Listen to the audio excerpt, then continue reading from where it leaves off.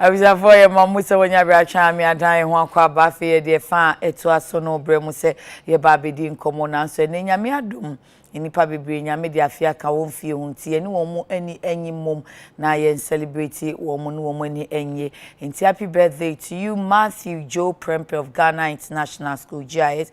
You are 11 years today. From your mom and your aunties, they say they love you. They pray for grace and wisdom for you. Happy birthday to my brother Samuel Eyi Donko of Cocoa Board, from your own brother man, and bless you Kojo. Into what can you say in the dear nature? So Samuel Eyi Donko Cocoa Board wa na unim ni pakron so always show come inti unyame enshral. And happy birthday to you. To my one and only wife. Say me can wife, your mom say nyame. My one and only wife Cynthia Mamle Koda Korte, CEO of McCord Collection, from your husband Bilal JFK Korte. He wishes for you the best that you could ever wish for yourself. Happy birthday to Dennis Ni Ejri Okain Jr., Bishop Herman Secondary School, Pando, 3rd year, from your mom Lydia Double enti Unyabema Dennis Ejri Okain. Also ye ma utinkwa ye ma awodapa. And a happy birthday to Nana ya bomo a odinkan oba hima wo nsawom ahojo ene wa woda nti eja kwabena solo ene abusiafo ni nyina Nana ya bomo wo mo ema utinkwa ema awodapa ese yedie ene nkoso ede ema ye ma obi a chinkwa mo enjoy mo day no emfa ho ne covid muni no mu dem kama na bebia enye de afi made that tribes head I say said na ochi wa mama timi ayefe bouncy beautiful very nice frontal manager ho pa menim say won so account for me say yati fatano tribes head na ye mami omo sphincters bachona ufi papa's pizza wo kan dan no ba ko mienu miensa abronsan na afro kosho enso kra pa yenye ni tietie afre 055 3740 444 and 020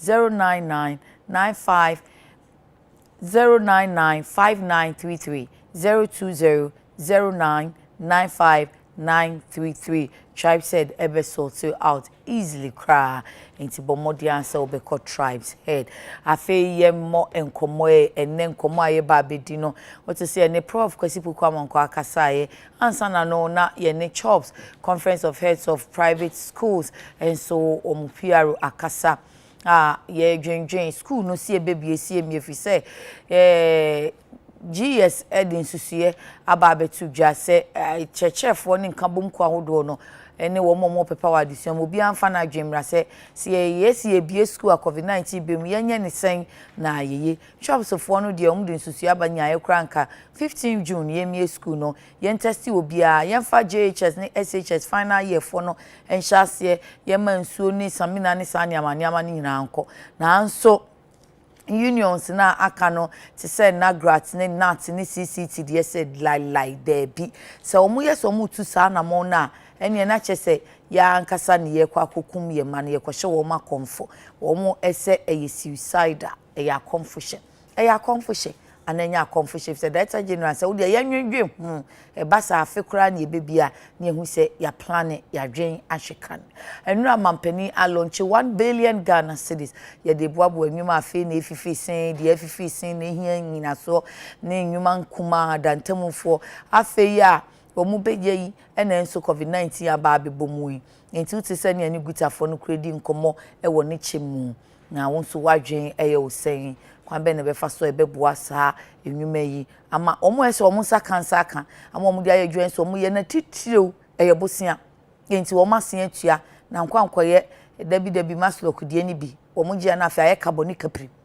e hye omo pese wonu betua ene eye finance ye Owura Haruna Idris minority leader akache finance minister say no parliament what ye de obeba na emom no obi anim de asie nti onfa revised budget emra ena Owura Kofi Komsen Nana Kofi Komsen wono na wo ye publisher ma the chronicle do bokrata no o say mampena da mahama ne ba wo ben wo be sei sika wa ye campaign na kato ne bro en wo be ka sei atwe no e de en wo hu save ben ana ordinary na atoto fom en ho nkomo en ye bedie yi owura George Opare Ado mrenimfo nti George Opare Ado Esquire or a national youth organizer ma NDC amanyuku no en owura Richard Ahiagba or executive director e Madankwa Institute owura no mema mo achi o na mo ho te sen me hu mu mienu anche pa me kra na afem emi hia moda na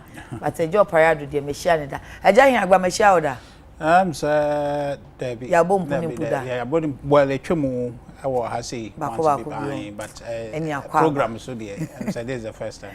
Oh, and you're good to see you. Hope we get a good discussion. So yeah, that's say waba. And ye and I'm be no masim ti asim pacho mo ame. Ye the first come first 17 pacho ho na tina se kane. Nenye easy mama ya na me peso bobo. Ora Richard. Okay. San ye no odi kan ba ye ne na hye nkomo no ase. Ah na ye fe. Nti eja ye ni nkomo a ye hwe suku asemi. Ye ne nkomo na ye COVID. But ye hwe suku asemi na san ya be stimulus package ne finance ministry asemi honorable Haruna Idusu aka chomo. O hwa ese se ye bie school ana se ye nto ya dwene mu ne na se nkwada no adwen bewuo eye chance be mo makọ school no makote ya dia bewu well na meda wase na akwenya odi amaye na mechia etifo ana na ahwefo say mo screen no radio so ana say we there ye dey ya ahwefo ye will social media ma ahwefo na mebra and so the first time no a program anyway I'm say school someone maka say Ministry of Education na GS for my idea say omo eje adwenkyere na omo de ahwe kwan a ye de school sam befa so enti no adwenkyere na aba no me sure say omo kan si ni na omo ahwe ni nyina de akwakosie na de bomu abeboa no na omo de adwuma but obisa me a ba adwenkyere ne mu apai no for catch is a 5 aba but other teacher unions and they said the guide the buy you know the main teacher unions any more no de omo say a suicidal because omo can suicidal and share other countries are omo say omo be school no how kakra ho okay yes ye de ye twe adwene kosi so no ye hwe se yen so ye de ne se ye bia kwa ben so no ye de ba fa sa o how ye bi embeto ye so enti no mse adwenkyere no emra bebre mu pai kora no a ye behwe se ye sense ni nyina de wo mo bia omo a enti ase se ye bebie na omo a se ye mbie nyina no madwenkyere ne nyina so omo de ema madwenkyere no betuma aboa amba ya pe kwan bi a ye de ne ye ya be sonko a wo bia benya no ho ti ase ase yenye ehu hia se ye nkola beko school because dodo na ai omo ofie na nya omo nyina na nya kwan a tumi sua de online ne de aka no enti no hia sempa se betumi ya pe kwan bi so de afa na mo na Ministry of Education to no me gidi se ye kwanpa omo nkoso a ne amanfo ni nkomo ne yenhwe at the end of the day no omo na be make a decision ti omo je adwenkyere nyina omo famu aye decision abeboa but me de obisa me amenya yanka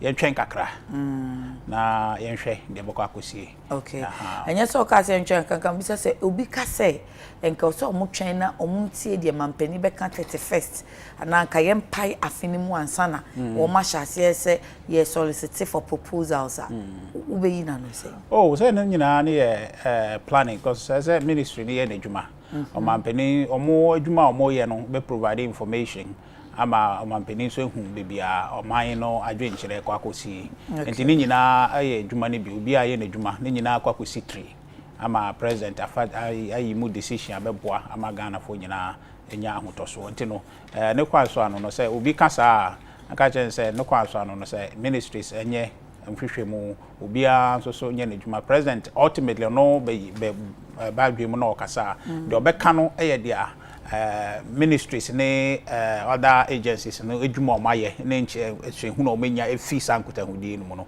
enumu na ebeboa ne decision no akasa okay enye si ana si enye si nti me jere se kwampaso na ministry ne na GS omode ye fa no okay mira parliament ewe de kai ba mi chia omo hwe e wo affiliate say so na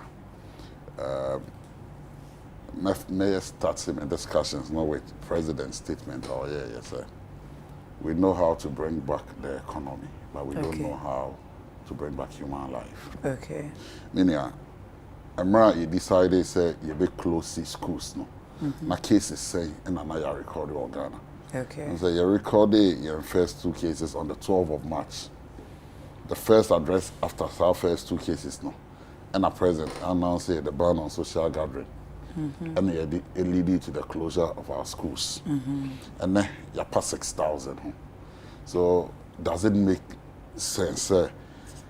Me name say you do MPK and I say you do MPK. Other countries now almost started ABA almost schools now.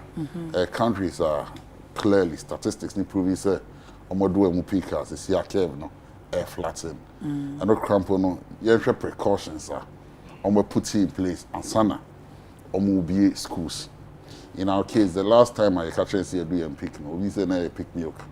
Because you can't see do MPK and you expect to start carrying care and best start above them. And you know spikes here. That's how near about 3,900 cases.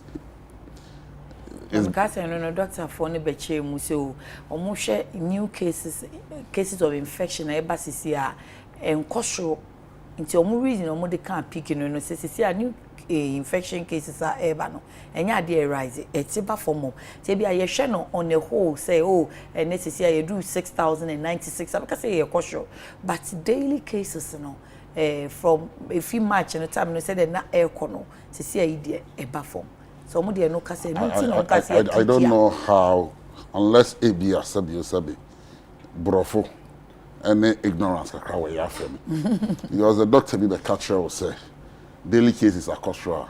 What were the daily cases during the March period? Okay. The cases were lower. They were less. Not cases, in due number of cases. In a day, there was a day where in I recorded more than 600 cases. When we were told, say, you're doing peak. No. Oh, okay. Until those explanations, no, it doesn't hold water for anybody. COVID, by almost everybody, COVID in sense, here and educating. We all spend time watching the international media. Yeah. You know, spend time 8 years. You know, you come to the internet to research. Luckily for us, no, yeah, don't do na sabi yaktana classroom pay. You to be kind, appreciate issues, no. Cases going high, and here rocket science. No, be able my explanation say they say daily infections in cough, which clearly is not true.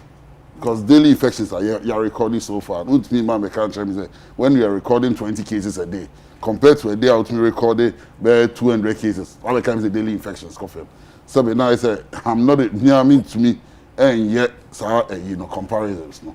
But for me, I am still of the opinion say Emrin do say I was a BA school. Okay. Emrin do say I was a nyama bebre. J me no ya convince say ebia yet me containing yare no.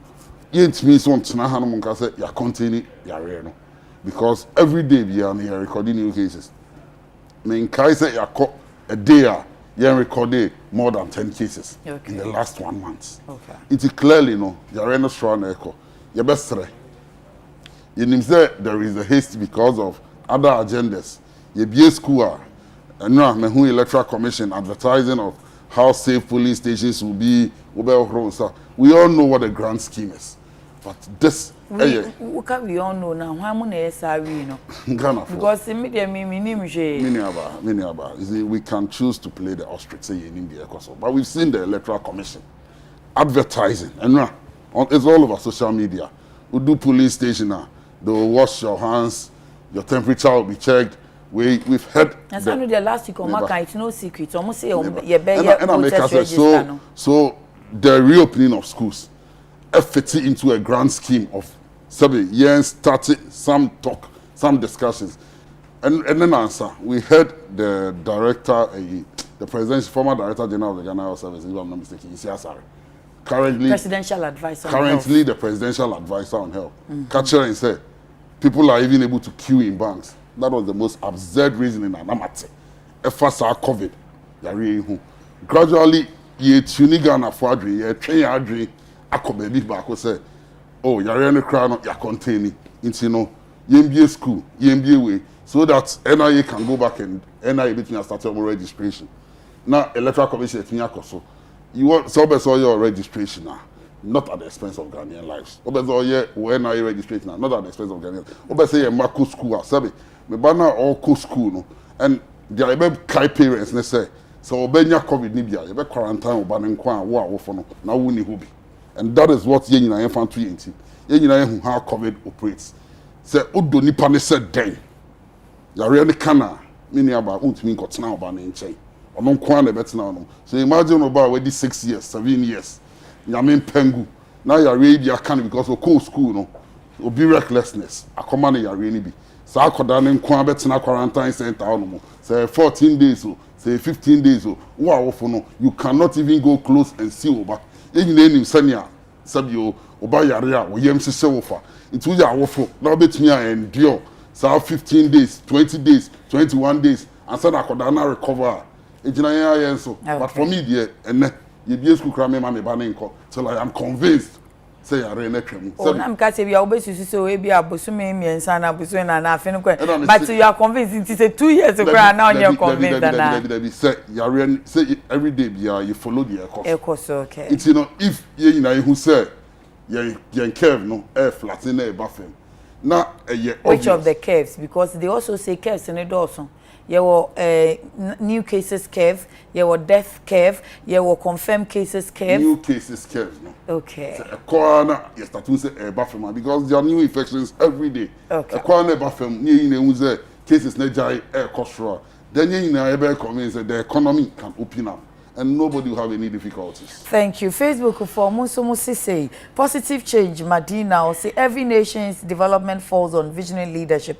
A leader who will selflessly dedicate himself to serve, but not to be a boss over his people. John Mahama has proven beyond every reasonable doubt that he is a true leader and a visionary one as such. Ghanaian needs John Mahama.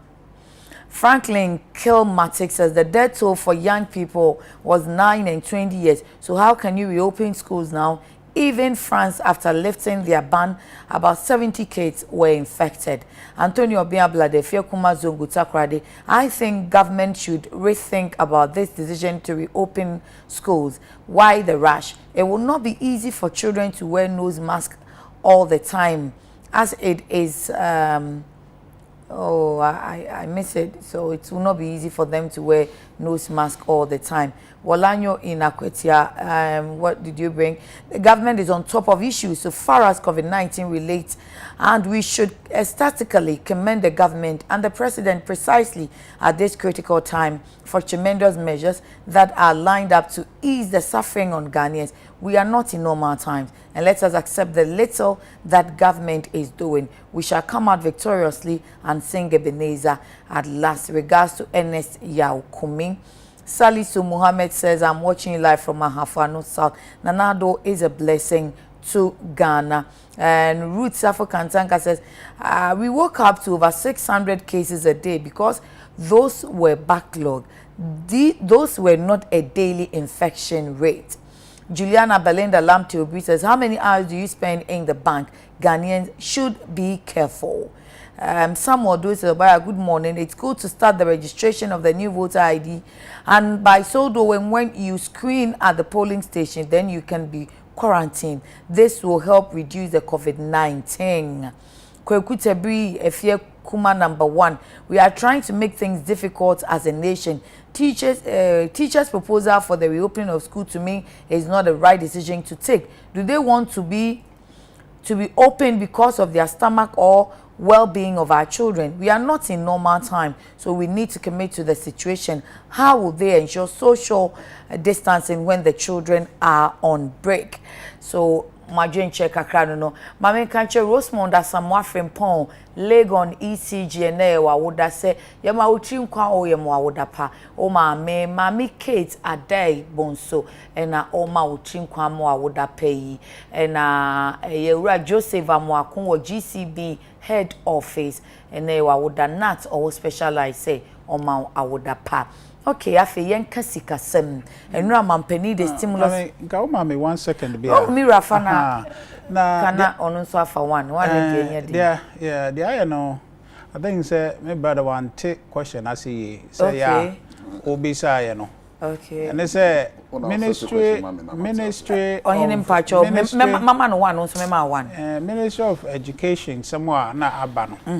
Adwenkyerɛ no moje. O man ka say ye bi school na na say ye bi school echina. Okay. Nti o ka some na no case so say be ya ye beku enim ne adwenkyerɛ nti wadwenkyerɛ a wo say bi a me ye mie no waka na aboa because be bi a ye wo say ya no Ghana fo nyina na yede adwene ebeboa ameyakoye ni mu enti no asɛm no ba yenya me ma adwenkyerɛ ne ennoso mo chin politics no because na ha me kakra sɛ they are na ye koyechi o ka say that one day 600 anyway but one day yenya almost about more than 700 people am recover and no na amanfo aye ho sɛ yente no ase but this is somebody bad there and the omote ase a mun bisa question say nipa 600 enya virus no there and the o aya sampa say there enko interrogate numbers so say adentin na nipa 600 enya but say nipa 600 ho toye ya na 700 ho toye na say oh aden na suddenly nipa 700 ho toye nti yenyi sa de we free because ade yi enim NDC ni and enim MPP ni ayade a aba ekuru mu ha hwe mpanifo kura ya ka say anhwe kura mpo no a sa ayade yi wiase afa na nyina entumi nto ase ese yesua se dia ebetumi aboye abra yade yi enso so wo se dia malaria ne dia aka no abaka nipa ye boye bra still na sa yade no wo a ye hwe ehu so yi enti adwenkyere oho ane ye de beye yenyai politics no ne bra beba yisi beye de djuma pepepe enam virus we enti aba no ye bega se ye nto ana ye beto enti ntutu ya se ye protocols aba said the be share mask said the be wuru yensa mo ho ye be ye wuru yensa wase o mi wura mu ye say your sanitizer o bedru ha wo say sanitizer mi wura mu say ya ye say sanitizer hwe said ye tete ha obi a share mask ye jira ye tete ha se ne nyina ye be share sa ye take say be ya yade no en spread nti yemfa no emfa nkyere ya adwene ne yemmoa na Ghana enkoso ye ntra ye nkote forever say ye ba na ye build ye kuru no nti adwenkyere na ye de be enye sa politics ya na isi ye isi ye strategy bi we ye grand scheme ni we no enye no na ye de ye man eno ema ye nkoye nim obi nsi chodo mato wo ha yi die eja pare wanti kusana se na wo ti ase se de onso pese wo kan no na wo kan very rich coming from Union Mufidankwa Institute for Hono so and no man who say ye de adwenkyere and e build your man ye Ona ubi sa question sabe sania metiase na me answer unfortunately yon na certain question ma me and non certain question sabe mbra be answer me ma we nkyere ne se me ngi di se emre nadu na yehudia ekoso okay yembi ha he doesn't decide the SMK nti no ye nyina ye pese Ghana ko yi e bia nkomodi o suggest because me say yemie school ana ma yemie me sini pise ndu brese esi ebie nti that question was answered. But narration and the count here. Say an answer. Viewers may be decided.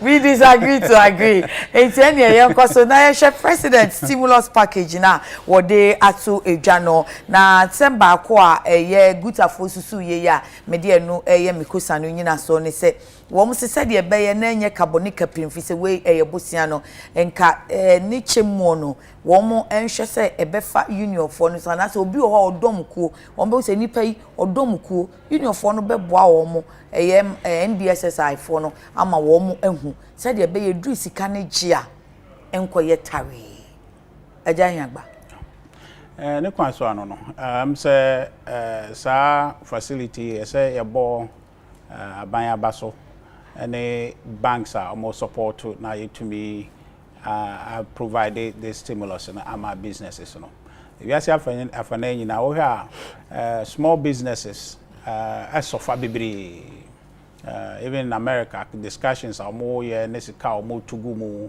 eso papa na Ghana say aban ne mampeni ne banks bia more ni so ade hunu support to say yenye sa ade we na mmoa because the aye our implication ma obia because that business now emfa ne say business A na anka bo enya say ska we a obetu ne punu mu na kire say otu ne punu mu a the customers are eto ade won ho omo so koton nya hu mfaso e de hwe omo ho no omo ano adwane ebebo omo aye edwuma wo ho a omo so nya ketua e de ebo mo ho ban no anase bo mo bra no omo so so omo ano adwane ebebo omo aban a ojeto edehwe Ghana fo nyina de infrastructure school nsem de aka no saa sika no so ebebo yen nti na a create multiple effect ebeko echiri pa and affect the economy no nti saa solution ya be said the narrative was that positive effect and then just say saa business no business no sika wonye yi ebeboa ama makoso aye business omokoso ye business am customers benya ho mfaso omo dwumayefo benya ho mfaso omo immediate surroundings and so benya ho mfaso because omo dwumayefo no ba moto aduane to usuo efa car ye de akanyina ntina wo ripple effect ema economy no ena aban no so enya ho mfaso se be ya aban nya to e de hwe Ghana sikasam eso ntino mehwa adepa na say business ebekomu no say dia nhehye ne sete no I think some more 1 year omuntu ahwe and our interest no so very low about 3% or so beboa ama pressure no enye too high but within the first year no betumi Kenya omo ho asset of business no back bibia na omo wo answer asamboni 2 year no betumi asa ko do some so na start your profit answer emre do some betua ne nyina ne say penifo behwe now I assess it based on the business and the capacity. Now, I say, 1 year, you do not business being yampeke. I think say, no, no match requirement. The first one say pressure no business and crash it, and I say affect them adversely instead of say helping them. No, but stimulus they very positive. What impact will be? And you know, say mimpo na mini small business and a man ko jibia. Omo abinya ajibi no. Say 180,000 okrano. Omo mfaso no ebe affect me so bi. Enya small kwa medium for ni so nemu wadwen osen wo sa guta fo nsusue ho te say yaye maslock ama maslock anya ni issues da nti ne guta fo ni susu se de beye na se time so a ye tua na ye gisika ne back no enko ya asem no nka omo nyusu omo say be ya ombeboa omo but wo hwe committee na ayate na reps omo free finance trade any omo waka no union phobia to say trade union phobia eni so unyi ni senka bia wo betumi aboa yen bo da chi sika ne gym yeah man say dreampa am say committees na very representative but good and enka ho am say KPMG for so yeah KPMG for was technical advisors yes advisors am say omo nimdi omo in terms of auditing ni dia aka ebeboa ma omo tumi assess it the eco but I think say very good say good for AD san common me say mkoso na penifo ni san common nhwe na program omo and I say plan omo say beboa mo tumi aboa collection so mo tumi that's our plan e di chiro mo na omo hwe na beboa I think say engage here say omo don beka okay ajo pare mini aba sika ye be so omo beboa omo betimi ama wo masan apeja bie mu ye di kan ma membo aban na baso say Ghana for sufre ye no wetie okay na we asia fa na nyina we ya dia aban bia eye e dia boa ne manfo sabe so oyo aban a wasede anaso di kese da wo so ene se obehwe se wadehye apomuden ene omasetena mu ebekoyie se adwuma ni honom a oyo aban a unya asomdwe already nankasa na ye wo bigger problem of unemployment ewo ye man na kakra na sabe omo ye adwuma ne so so no covid ba nim sania affect adwuma bebre afa in adwuma bebre na still me no kase ye guso ya tum for instance tourism industry say plane in ba ya hotels in bebre empty ti me no kase hotels bebre atum restaurants crampo no ye musan eni didi abonte ye no ye sori anopa ye kwa adwuma ba na bebre ntifie nti on kwa adwuma restaurant on kotade e na omo mu di dwanka so omo wo kruma sabi omo bie da bia mpo no nipa sen na kakra wo mu boto mu mpo omo kwa koto bibi nti se na ba ne de saje ya ba eye na me de eye kokko e na mebo abai no se emra ye lockdown ye hu niema bi ye kan ye se entesa but ye hu videos of and outside amedata video ye hu ye of a member of parliament or admit say minister for gender amane niema se onche politics ekoba mu kakra ye besere me te ho na se me say emra ye call lockdown na ye ka say ye cheduane na abane spend 2 million Ghana cedis a day e dey cheduane no politics kakra ebe frame yehu bi me hu video it's still on social media you pulling it down of Honorable Amedata member of parliament for Kaikwe South or Kaikwe North admit so ono ne niam ono di ni sika atonie niam gender minister so dia ma no as MP say on chenie NDC MP bi enya hwe fi gender minister wo say on che oh I see ha nti no ye besere ni die mu eye adwenpa na ban afa okay say this stimulus package ebe wo boa Ghana adehia sebe omo adwuma atosini na eba be show mu kina na sebe adwuma na tumi apagya biem eye bosia na ye kwa akobɔ mu ye nyina ya tena ban mu pen ye nim sania aban chade a ye chenefa ye besere me the say KPMG e batare as technical advisors ye gidi say omo advice omo de be ma no e be ye futu a enkoye say we ye me party ni e na ye nim asemesi wo hanom nti en fa ma no de tosumienu guta for starting bokoko emzemra aban di kan eyi asotire say oba be ye fund bi say initial loan say 600 million me the say banks no counterpart say the counterpart funding 400 million e ba be ka ho emra aban ka so this 600 million yi ba be boa small and medium scale industries pe na guta for starting bokoko say yesrem a say mo be ye bibia mo ma ye nka ho bi na sebe ye be sika na ye fa ye na e ma ne nkoye se NBSS nko na se aban impanifo nko atena se ache sika no me gidi ze Association of Ghana Industries for also e wo interest because most of the medium scales no production lines are and industries are almost so say sika o betumi benefit from ye be sere enra aban na launch there but ye be sere oma sa independent body si Embeka Hubi, omo leadership no. Embeka committee was set up. There's a committee from NBSSI which falls under the Ministry of Trade, Ministry of Finance. These are the two main people that omo constitute. Yema NBSSI for Mbra Embeka Hu. So good for trade for. Yema good for Mbra Embeka Hu.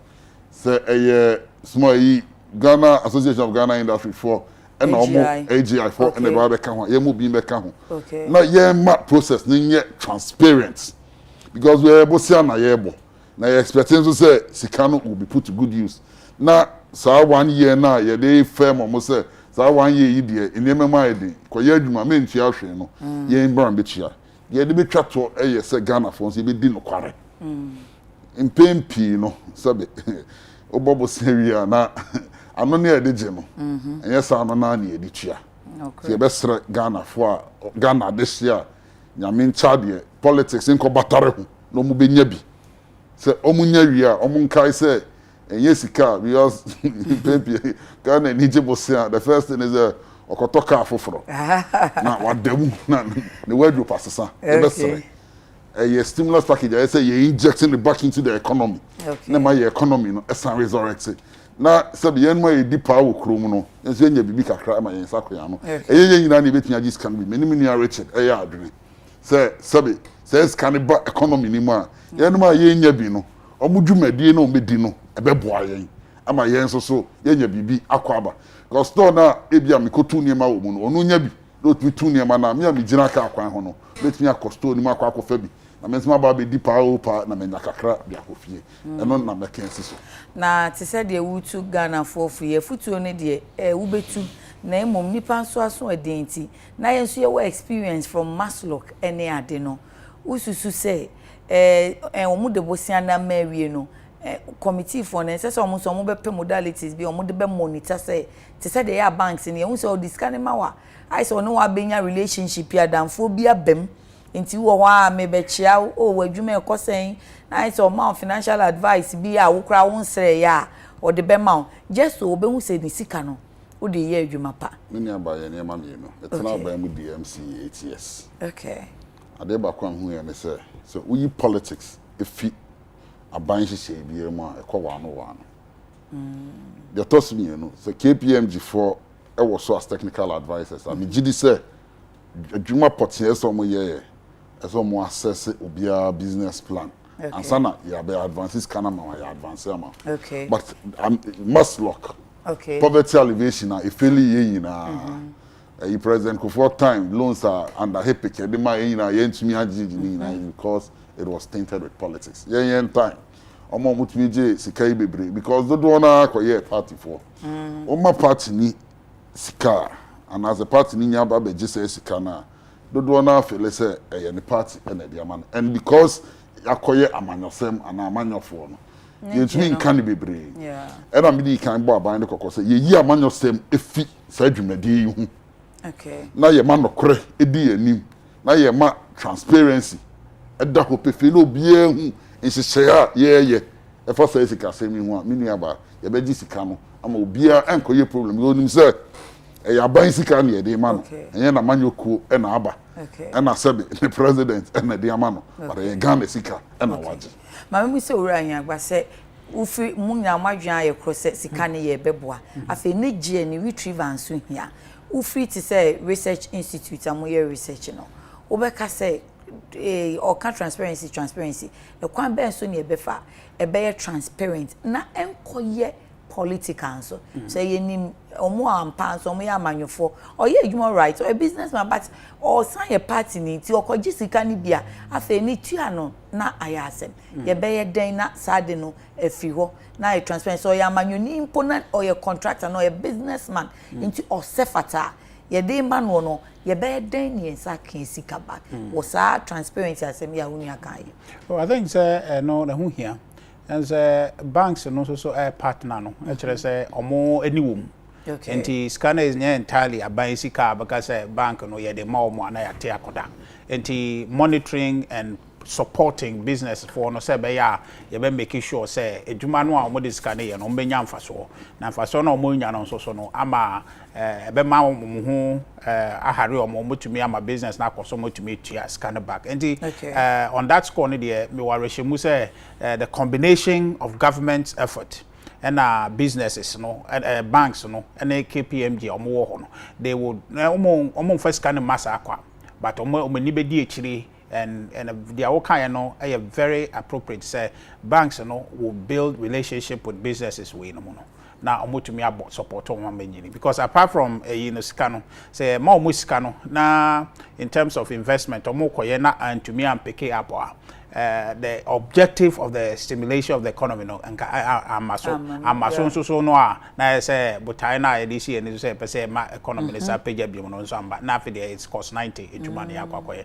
enti no apart from say this kind of man no ni be di echiri support who say the more it is possible say betumi am obi be scabia de wo 50,000 some function business mo or this shame no e bia na the cost of the extent of slow down obehia more injection of capital say omodi omani so di echire enya say wo de 50,000 ma no de ko shemu na ntumi ampeja wetuma enye say ono anye na dwuma yi but ohia more into no business no banks no de ni be di echire etumi support ama make sure say investment no aboa ama business no etumi apeja but in the end no say with the partnership of the banks no sikane no enye den sa because the banks na sika ewo mu amudomoni be di echire me fa bi nka Maslock now you advances coming through the banks. Okay. So what else? Ashasi no. Or nani it was still through the banks. There were even officers from banks under President Kufuor. Now you will fund be under the senior minister's office. Okay. The carry crapping of no crapping rubber and advances a scam. It is still in our books as bad debts. You need to recover.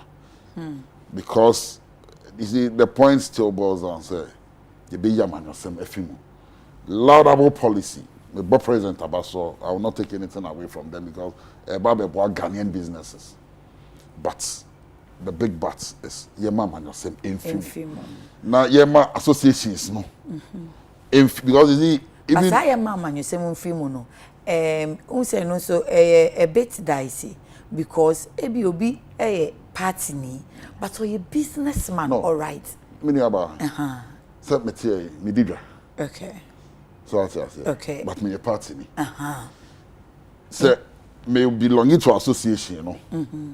Me a registered taxpayer. So association even with the associations, they all have political yeah. So I say. But if the associations are involved, enkoye minimum semesi na ministry rep or say NBSSI rep no. in political appointees be brilliant. For instance, almost all the heads of agencies are political office holders. Yeah. Okofa Opariado, I'm EMC, that time, they say NDC Breso, men got in a committee, so I had a manual some crabbe. But we are 4 technocrats, our team ministry on no are only affiliated to any political party. Now, Sabi, the oath now, what taking on, so back here, Jumapa. Will have no difficulties. Obra smiley because they were technocrats or no so to about. So not the kind. Technocrats be so to about. Na yen to me ni no crema who say for once this is not party. This is Ghana, the state. Well, my own some the woman is a top brand, much longer some law can. I said it to me a henny, almost say be jana bia. Omuntia. Aha, bisutia. But oftentimes, you know, the audit before the Pania Maniscano, business name in so history or war, so why Yakwa drew experience or we say you man or be proof or be to meet ya. To the beer, ya tron and cratters of it doesn't match with Nipane experience. Now, apart from that, or say or pay 10,000 Ghana, or money 10,000 Ghana, to bra, your massesa, investment 10,000 Ghana. Enough. At the point, you know, what the person needs is a re-injection. Near the Ibiaka home, now to me, I invest in 10,000. Now, if it to me, I recoup. You know, and no, yeah, in penny for I had, you know, so more interaction in business and all this kind of moment. And near actually, our money or more interaction has a caucus saying, then of course, they are kind of visiting here, training a man advice anyway. No, and to how to make on our so business and nipper way. But our potential until the way come e bia na apia kwesi e ko enim tini nyina ne se dwumaden a me ma ne nya te se bi o limit mu ntie bia nipa no da adom scheme ne so ba wo hwa push kakra obetumi abeda red line no so e wa ni da so de ne so na nka wo hu na wo push more wo push ya na no so e boom one time na no so business side no so e boom a betumi a create more opportunities ne nyina ne se eni beko ho a betumi aboa mama hwe beko ni de nya could it also be so say yenti ase say you obi obe apply bia nso ne benya and say so obi o apply bia enya ko say nche bi obe aban say obe ma yesika o ya yes am fasika ne maye and no de bi wo ho am say obi a akọ apply bia nim say wonya bi enti no akọ apply no but mpenifo mo hwe this kind ma no kwan de enti aye ma sika ne say e be say economy no sa pagya bio enti enye say sika ye de market say obi anje bi ye obi a mo obeji bia no say ye de ma obi be 180,000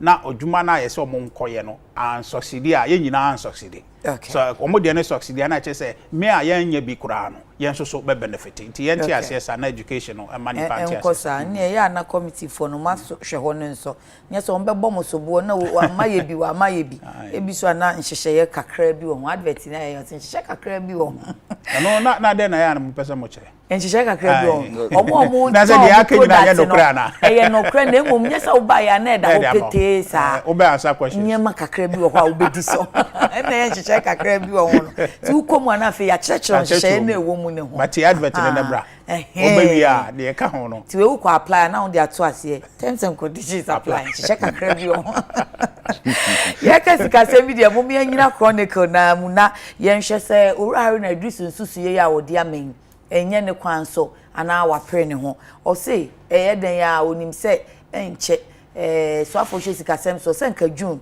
ya pa afinim to the media review budget be ko eno se be ya idi nkan no omra ntem kakra if you say COVID-19 no den sesan ye aba eno afa biem ke be ye kra onye revised or unrevised budget no kra totally because COVID-19 na be sesan aban budget ni nsusu ya wo ye ye ni nyina kra anti instead so be ko se o media review budget na e ba no ka ene wo yes a holistic year review bi ananka wa revise no de akwakoto wo monim nentem ne nso ehia papa.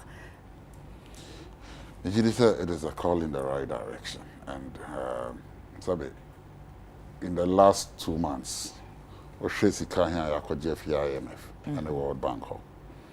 Now we share government expenditure. Now we sign the loss in revenue to governments. Clearly budget they call parliament in November and I reach it. Yeah, November. It is not possible to say budget never suffice in this COVID period.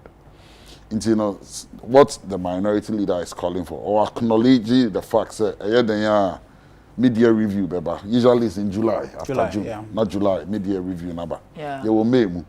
And then make sure people say, "Mama, balance 35 million. You say World Bank has 35 million to support COVID-19. Sika here abemu no. I was say about parliament. Sika here efimu, and here I expand it as about parliament. But the most important thing is the main budget, nankasa budget structure, nankasa no. It's been thrown overboard. Sabi, me who's in American tree. Ya tuatu you know, we don't need a media review budget. Here supplementary budgets. You find they say afi na kaya afi na efiase. Because sabi we out of God. We here there obia anticipating ana who say bibi say besi. We joke be am on social media. We say you see a virus here. You find virus near you uninstall it 2020. Now you reinstall it 2020. So these are issues that sabi obia anticipating. Government projections are here for growth. Mijidi said that projections will not stand. Okay. For instance, manufacturing, agriculture. One of the newspapers on the pay as there. 2 million to go hungry. Into in projections for agric, in projections for manufacturing, even services are for a very long time are sustaining your economy. No, Mijidi said services industry. Even though with COVID, it will still not suffice. Okay. You know, Mijidi said, Emira say, finance minister in the team, the best tenacity, and so I'm tenacity there, but I believe say by now the almost tenacity. And I come up say na papa near question na. Mijidi say by now the almost tenacity, prepare. Their minister, their minority leader can say. Instead of say up to July, no, okay. Because you see, about Tema will have enough time to debate it. The year ends in December, usually. So by November, but acquire election year, the budget will be for just 3 months up to March. So, never be brain, never sounds you know, the minority leaders call it. Mijidi is a step in the right direction. Okay. So, you know, majority, no, any finance for it here, a futupa. And what kind of statement now? He's acknowledged the fact that I was at Parliament, Ubia Eboa, near Kutia COVID, and one of the ways Parliament between Aboa, near Kutia COVID, and it's a very wise budget. Now, expenditures are illegal. And mind you, there is also an issue of accountability. Okay. Of so far, here, you are expended, Sika here, pay 2 million, and I see every day, be a feeding crop. All these issues must be brought back to the House for you to be debating. Now, me no one sabi. You foot on the edge. Near this edge. That 2 million need here, pa. He'll be a so what's how many here with the energy garden. I said, what boss was that? He'll be because so 2 million a day feeding, you know. You know, yet say. Microphone credit and come on, yet your challenges, no more complaints. Okay. Until he'll be a Ghana this year, be a says, can I hear? Do I know? Young foot try it here. You could feel a fund be stabilization fund, and they did this edgeman. So, yeah, for me, I think you're calling in the right direction. Okay. I'm the opening Minister of Finance, Ebra Ken Oforiata. Okay. Eguswa Oye Nejuma. Okay. And you know, Emra Mremu, a so called Mrashe Bedremu, no Mukudin Komo, Afa. Media budget no so ye no foforo say ohwe say review no koyo review no oftentimes no e kire baby ayefi baby abedu de akai ni mu e hia say e de soso na etumi ewi afe no ni anon de baba enti obehwe de hia na de sese oye na maga na sikasam egira de na aso no eno an obeye enti emrapam no I think say o de baba amaye na sa no the review no na be kwa na say obey share obey a whole new budget altogether say COVID-19 ya ba be boom ya eniama assessing. Oh say no adjustments no obey on the projections more. Okay. I think it's as good as new budget.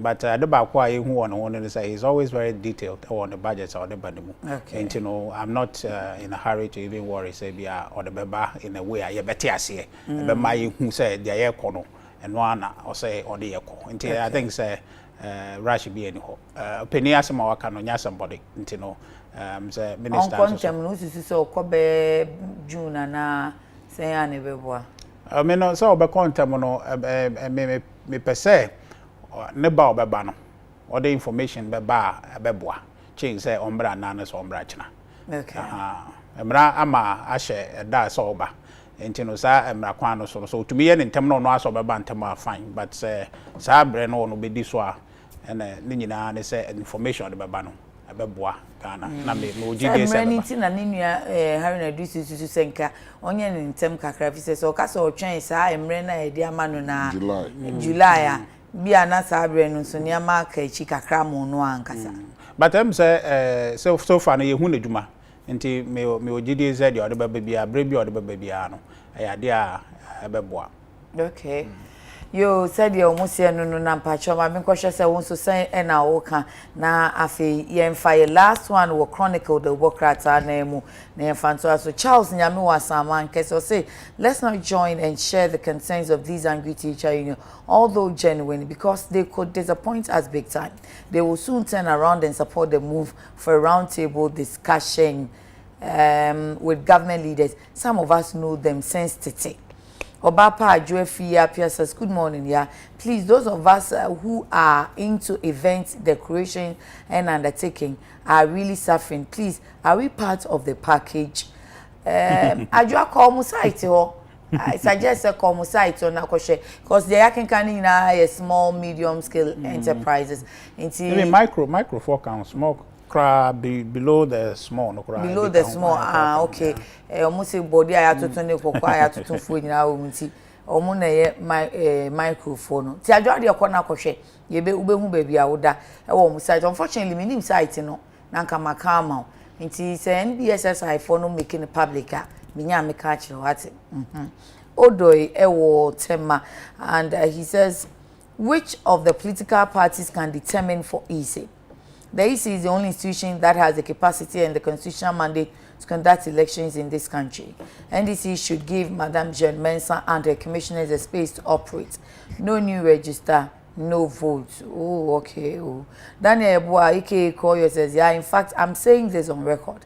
If the Electoral Commission refuses to compile a new register because of what the incompetent opposition party is saying, what we the what? Caps. We, the upcoming youth without voters' ID card, will take the Electoral Commission to court for a huge fine because it's our right to have a valid voters' ID. And I can say that there is over 2.5 million people in Ghana here with a voters' ID card. Moreover, there are a lot of people who have lost their ID cards at various banks. So, well, if they have lost them, they can replace them. Champo Kennedy, for once, I salute your panelists, devoid of politics and national issue. Yate that's it. Any mummy and shay. Ura kumsi asemi. Aka 7 minutes. Then nemeto 5 minutes. No son come tem come on. Ura kumsen. Nana Kofi kumsen. Publisher. Emma the Chronicle. Or say Mampenida da Mahama. Say campaigner babakano. Or say ska.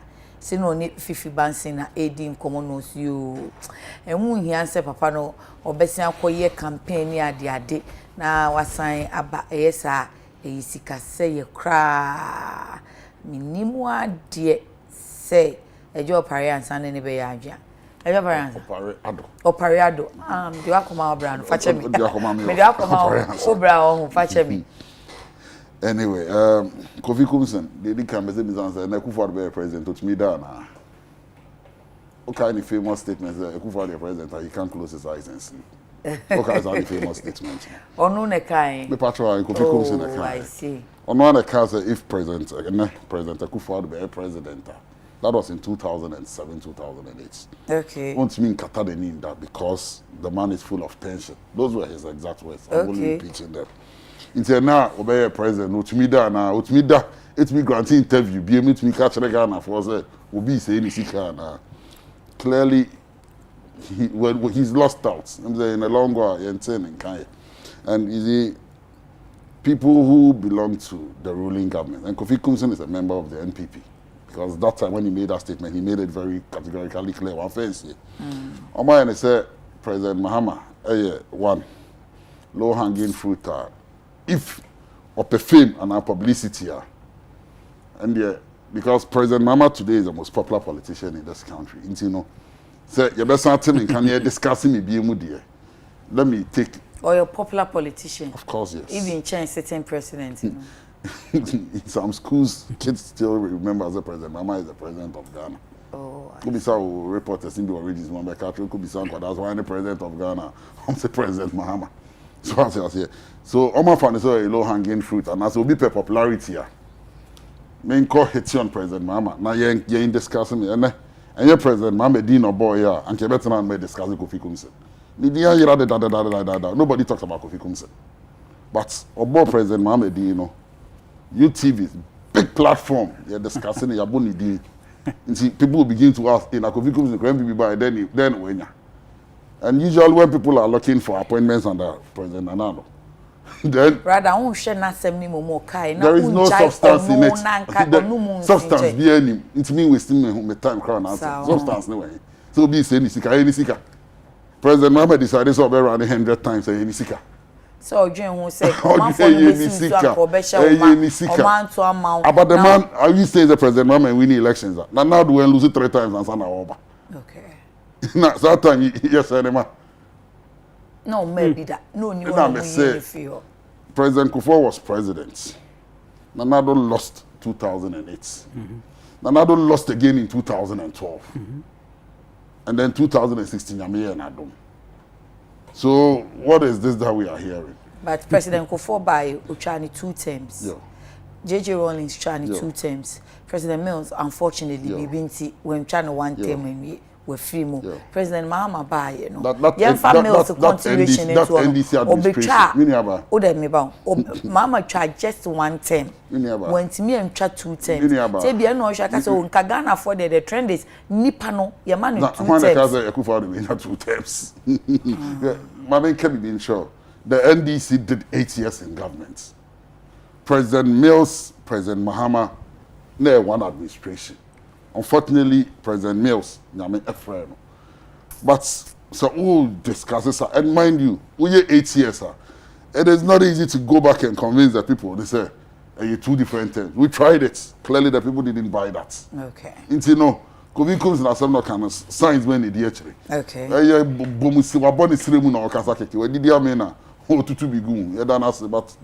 the person advice.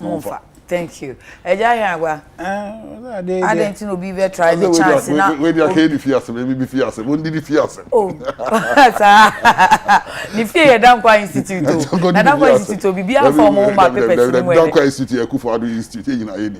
Me dey mini so mo ye Dankwa. Oni mewa bebre ba o.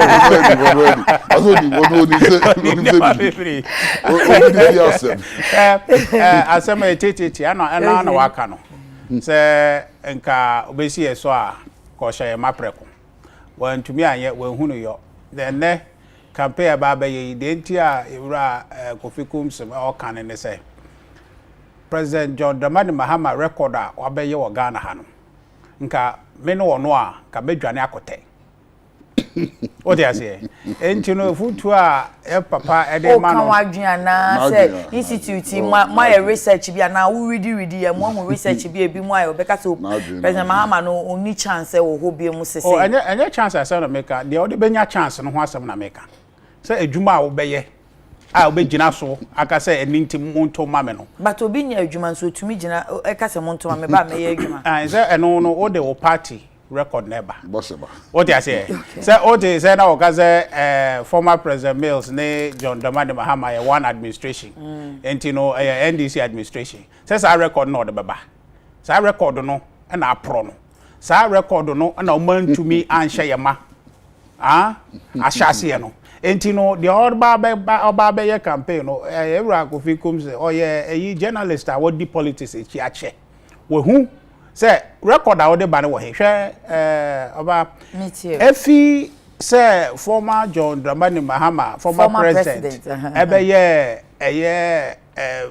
flag bearer ema NDC no wo hu say wa kire o say nyina so amede bani wo hu say wa kire o say meni so ade ni meni so ade hunu ni on ka hwe sa oni bi enti de aka no ene no attack, deflect, attack, deflect, attack. And also you find winning election. What do I say? And you know, if you told the man no, ebia na enye Ewura Kofi Komsi sika and NDC the former President John Dramani Mahama at the Babe campaign. But didn't you know say if you told a man say I didn't know kwa koyeno. Winning. Now, maybe I know Gaza former President John Dramani Mahama winning election in Ghana. Now, very debatable. And no, they wouldn't rent alcohol. But as far as I am concerned, no, a futupa their mano because as an institute at this time, Wakwama party, you know, as a flag bearer, was spent this car, or campaign, Nakaka Kono, then you tell him that on sign no on your day. Naza oh, I'm Kwambone, so now Waka could draw no be 2 for say baby, I'll call me if you want ever. One if you over now go say wako campaign and I make sure say some guys with the politics or yes senior journalist what your politics are and who the eba into the cafe for Saturday no massa the all kasana mo ha enti no they all catch no your futu as obefa na so onfa but me no dia me hu ewo mu ne say President John Dramani Mahama former president no oni record out the be running.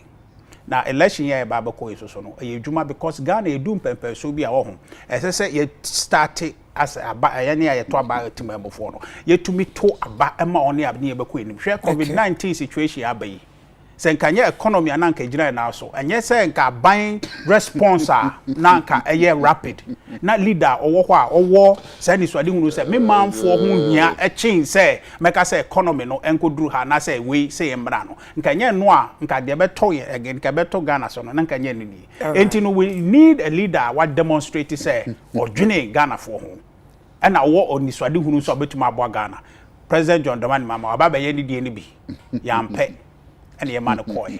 Until all by say no until and unless it's about conversation, said the other bano a chain. They are now you who ya yes empeno. On yet at this point or demonstrating say he has any superior vision or deba. Until you are 24 a footpa. Okay, so Paria person can be. Yeah, that is in the footers. I never am too full. I never am too full. Mr. How? I say, I was candidate today. Just over the football. Now, open. Oh, two for Yame. Just one. And I want for a football. So just 1 minute. I say what for so crowd. Just 1 minute. Sir, you can't record that. Mr. They hear me and Richard was to the men no. Okay. Ya pon wa ebetu bia ya. There be na Ghana phone tie. Okay. Ghana phone na to abaze ye pente. Ya be na betu mo record no. Ya tutia Akufo-Addo in 2008 no. They used President Akufo-Addo's record. Na eno so na pro na. So his argument for like ya tena no ya for economy, health, education in Yama. We were exposed. Oh, total me bia kan won. But at the appropriate also top 5. Waka say inquiry me ma 1 minute. Na ya tena se na ye debate issues no. Na Ghana for ya chin Ghana pa. Ghana for no mo na 7 December kan make ya be sabai.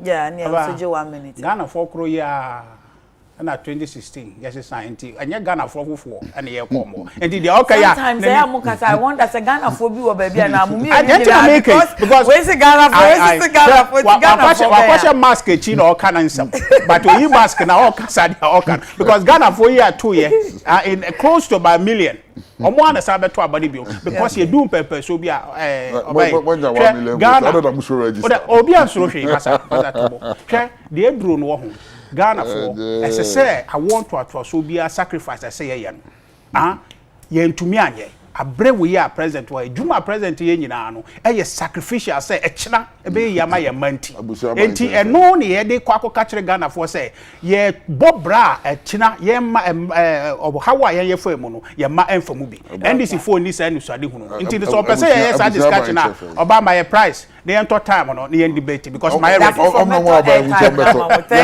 so now friend debate no of a K or Facebook or say on your plan station say ne baba Vivian and Woda Vivian of a K papa ma happy birthday Junior Jim Hambrick say obinya virus no betumi ase anya biem ane na public health for na me ati ase enti kra no out test negative mo san person mo ye sure say wunya bi na ho to wa e wo say wo di protocols ne so wo horo onsa no wo tina ti ati onsa mo show nose mask no ye niama ensign ma won kwakye virus ni because virus no onim say wanya ne da enye chicken pox de ni bia enti unya bia obetumi asan enye biemu champon Kennedy yo ye da so se ne nani age panelist no ehu pa na kwakuta bi se Clara Nanama A Kings ene ye wawodanti o ma happy birthday ye famo ensi ha ne sorry so ene ewura no mba eni omudi nkomo no owura George Opare Ado Esquire or National Youth Organizer ma NDC amanyuko no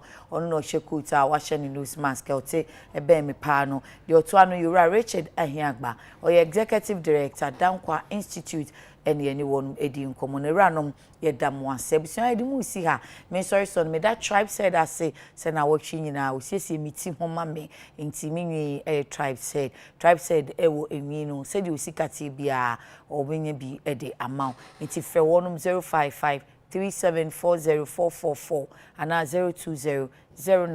02009959933 midin ede yakunama kai se ubefa o nose mask na udru baby nso ne yese wohoro wonsa nso si ho examine ni a enya ne gidigidi na wahohoro nose mask ne ya antwen to abodwe nyesa ene ekosiko na ogina nkwantia enwunu dwu a tanyame ase se wakwa bedura ohuson eya adumbi arakwa bye bye.